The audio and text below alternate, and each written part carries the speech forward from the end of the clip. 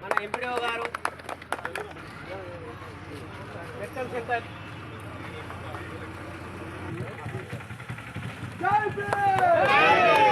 అంబేద్కర్ ఆలోచన విధానం, అంబేద్కర్ ఆలోచన విధానం.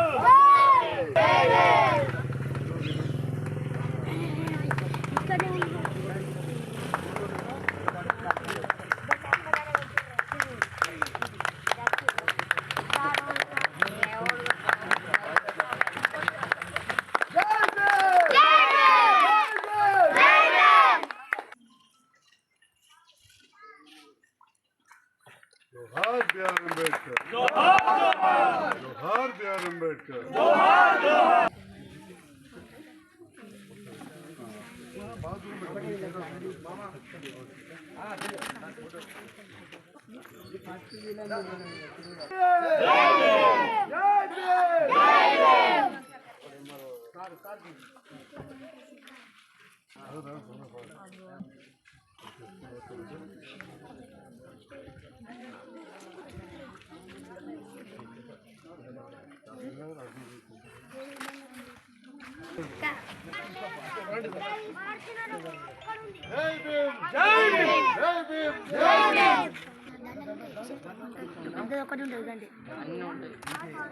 जोहार बाबा साहेब अम्बेडकर, जोहार बाबा साहेब अम्बेडकर.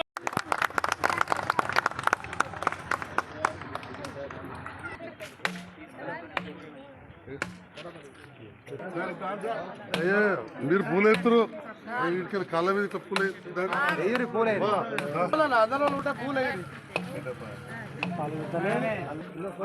ప్రజాప్రతినిధులకు, అధికారులకు మరియు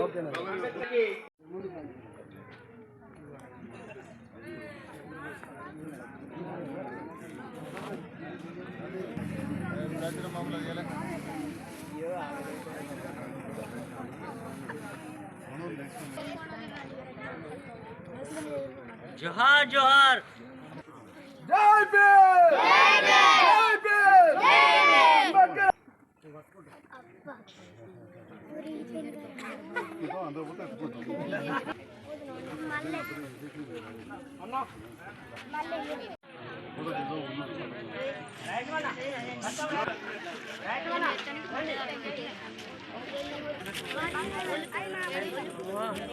जय भीम, जय भीम, जय भीम.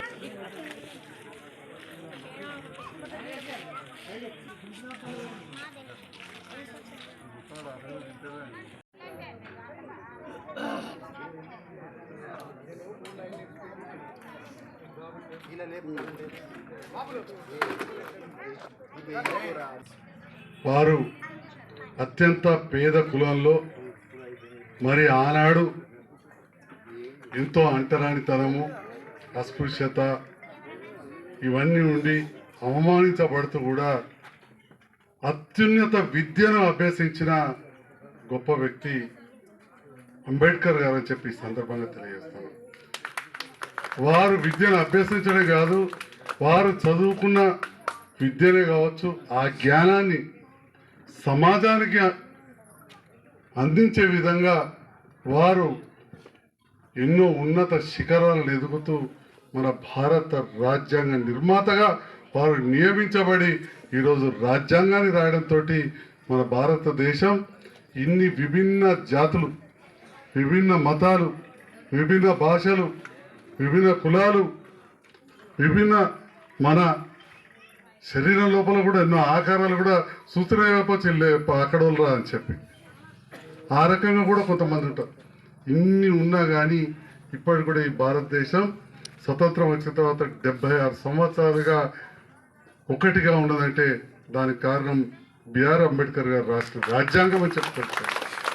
మరి మనందరం కూడా ఆ రాజ్యాంగానికి అనుగుణంగా ప్రభుత్వం ఏవైతే నిర్ణయాలు తీసుకుంటుందో రాజ్యాంగ విరుద్ధంగా ఏ నిర్ణయాలు కూడా ఏ ప్రభుత్వం కూడా తీసుకోలేదు. మీ అందరి అభిమానంతో నేను కూడా చట్టసభకు పోయినా నాలాగనే అప్పుడు అంబేద్కర్ గారు కూడా పార్లమెంట్లో ఉండ్రి, ఇంకా ఎంతోమంది ఉండ్రి. మీకు బాగా తెలిసిన రత్నాకరరావు గారు కావచ్చు, ఇంకెవరన్నా కూడా రమణ గారు, వాళ్ళు కూడా చట్టసభలు ఉండ్రి. ఇప్పుడు నేను చేసే చట్టాలే ఈ అధికారులు ఇక్కడ చెప్తూ ఉంటారు. మరి అటువంటి వాటిని కూడా మనందరం గౌరవిస్తూ ఉన్నాం. మరి అట్లా గౌరవించబట్టే ఇవాళ ఈ దేశం ఈ రకంగా ఉంది. మరి అదేవిధంగా తెలంగాణ తెచ్చుకున్నాం. చాలామంది మాట్లాడతారు, కానీ ఇవాళ తెలంగాణ వచ్చిందంటే కూడా ముందు చూపుతోటి ఆనాడే పెద్ద రాష్ట్రాలైనా చిన్నగా చేసుకోవచ్చు, చేసే హక్కు ఉంది రాజ్యాంగానికి అని చెప్పి ఆర్టికల్ 3ని పొందుపరిచిన వ్యక్తి కూడా అంబేద్కర్ గారు అని చెప్పి సందర్భంగా దాంతో పాటు బడుగు బలహీన వర్గాలకు రిజర్వేషన్లు అందాలి, పదోన్నతలు ఉండాలి అని చెప్పి ఆలోచన వ్యక్తి అంబేద్కర్ గారు. మరి ఇవాళ చూస్తూ ఉన్నాం మన అంబేద్కరిస్టులు కూడా చాలా పెద్ద మనసుతో ఆలోచిస్తున్నారు. ఎన్నోసార్లు కొన్ని సమస్యలు వస్తుంటే ఎస్సీ ఎస్టీ యాక్ట్ కేసులని, అటువంటి అప్పుడు కొన్ని ఫేక్ ఉంటే ఇక్కడ వేదిక పైన కావచ్చు, వేదిక మీద ఉన్న నాయకులు లేదా తప్పంటూ ఖండిస్తూ న్యాయం దిక్కుంటా ఉన్నారు. దాంతో పాటుగా అగ్రవర్ణాలలో కూడా పేదలు ఉంటాయి. వెనకాల రాజేందర్ రెడ్డి అని ఉన్నాడు, తనకు 10 ఎకరాల భూమి ఉంది కావచ్చు, కానీ ఆ రెడ్డిలలో పెండదీష్టలు కూడా ఉన్నారు. ఆ ముందర రవీంద్రరావు 10 ఎకరాలు ఉండొచ్చు, ఆ వెల్మలలో పెండదీష్టలు ఉన్నారు. బ్రాహ్మణులకు అంతే, ఇక వైశ్యులలో అయితే ఇంకా పరిస్థితి బాగా దారుణం.